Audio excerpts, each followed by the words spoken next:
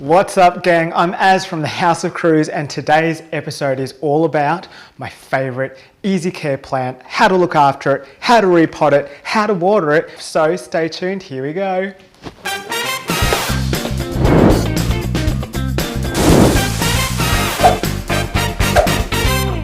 Hey everyone, and welcome to Hey gang, welcome to another episode. Today I'll be taking you through my absolute favorite beginner plant. We often get quite a few DMs on the daily, just in regards to how we keep our plants so beautiful and green and alive. And so what I wanted to do today was to give you my top tip tips and some advice around how to look after your plants, and more specifically the Phalaenopsis orchids. My favorite part about the Phalaenopsis orchids is that they bloom and they'll stay in bloom for at least 3 months. So not only do you get a beautiful green lush plant with these huge leaves, but you also get a beautiful bloom which lasts so long. Let's talk about the Phalaenopsis orchid and how to look after them. So I'll take you through a couple of points today. So one is, even before you go and buy, or when you're actually first purchasing your first orchid, what to look for and how to ascertain whether or not the plant you're about to purchase is healthy, and looking at the longevity of that plant. Secondly, how to repot your Phalaenopsis orchids as well when it's time to repot, and that's usually once the blooms fall off. Thirdly, how to water your orchid and when to water, and how to actually see telltale signs on when to water your orchid.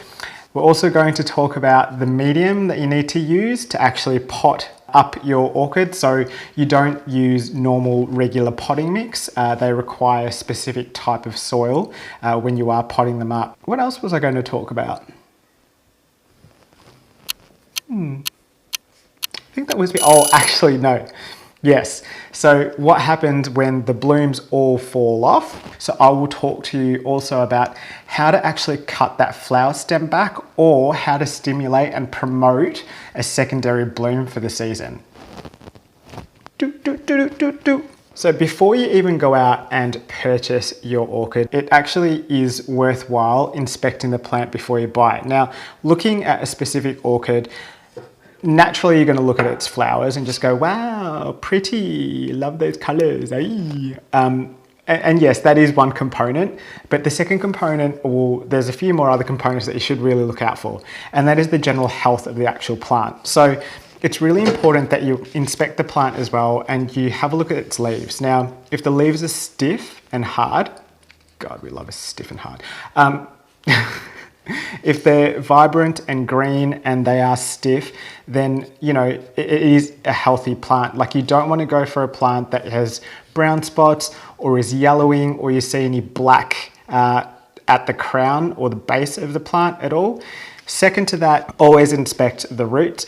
Are the roots a green color, or are they yellowing and browning or even black? You don't want to get that one, because that shit's just going to die on you. So don't invest in that one.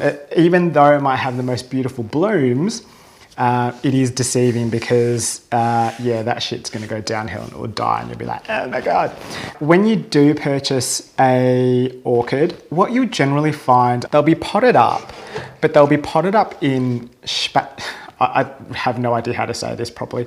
Sphagnum moss? Sphagnum moss?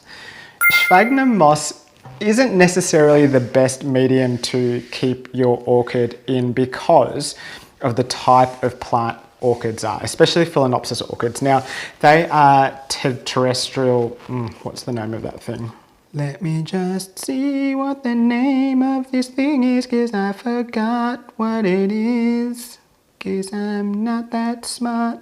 So orchids are terrestrial epiphytes. Now, what that means, big words, what that means is, in its natural habitat, you'll often find orchids attached to trees. And so they're actually not in the soil on the ground. What we like to use for our orchids is an actual orchid mix, and it allows for a lot of aeration. It's going to live its best life if you can actually replicate how it's found in nature. So another cool tip and did you know fact is that when you buy orchids, they often come in clear plastic. That is because the roots actually photosynthesize. Good to know. One of my favorite things about orchids is that when they bloom, you'll often find that they last for ages. Now, they usually last for about 3 months, and it really depends on the environment you're providing for your plant. Oh, I keep looking at that screen. So like now I'm gonna look cross-eyed, right? Bugger, yeah, I need to stop looking at the screen and looking at the camera down the barrel because, God, I reckon for the past 10 minutes of this video now, I'm gonna be like,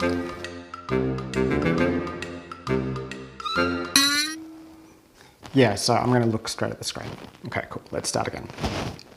When the orchid finally loses all of its flowers, what you can do is you can actually cut the flower spike down to as close as you can to the base of the plant, or you can try and throw your hat in the ring, take a gamble and try and stimulate and promote a secondary bloom.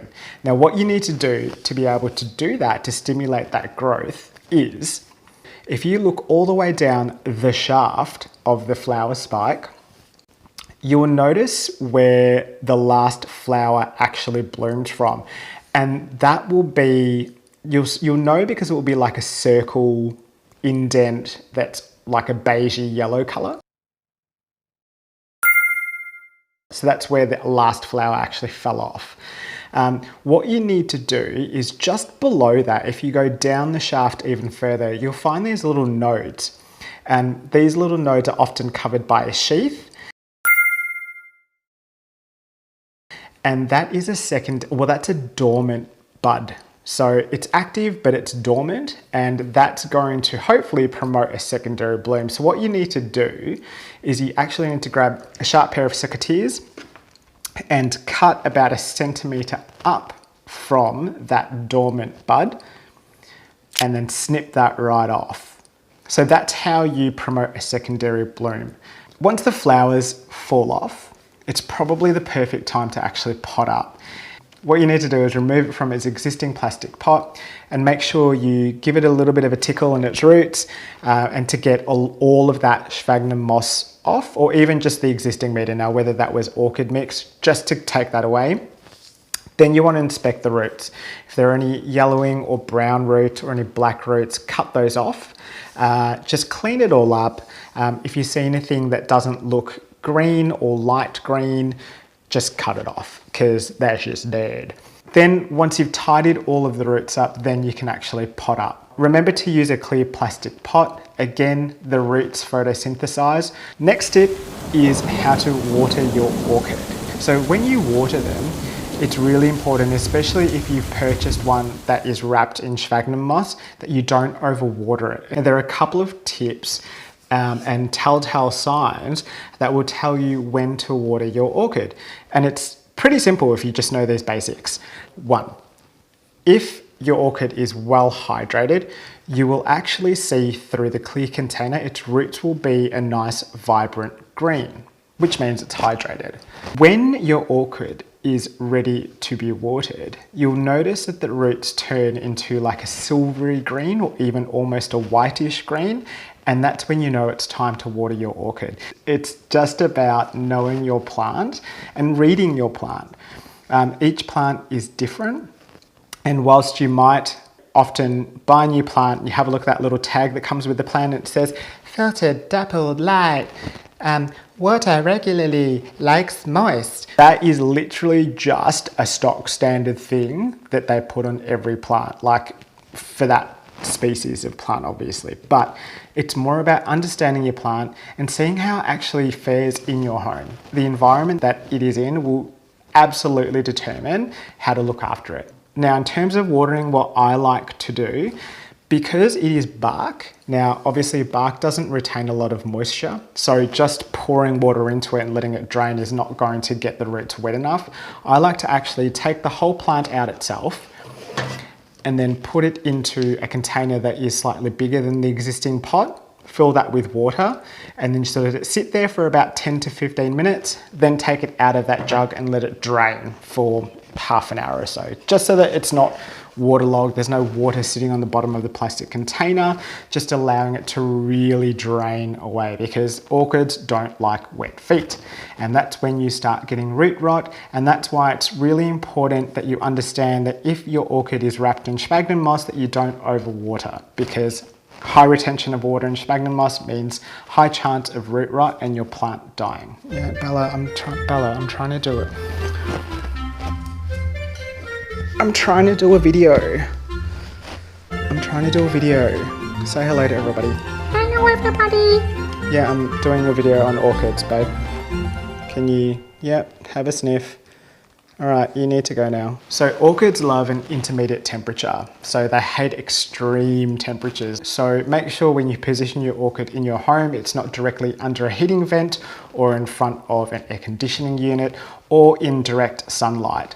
And another tip, do not mist your orchids, its leaves or its flowers, because you are increasing the chance of a fungal infection.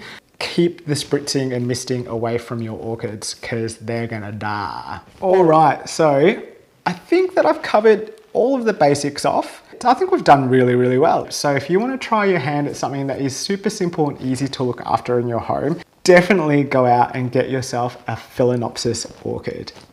Any questions that I haven't answered in this video, please do ask them below as well and I'll get back to you. I hope you all enjoyed it. I certainly enjoyed making it for you. Stick around because there is a lot more to come.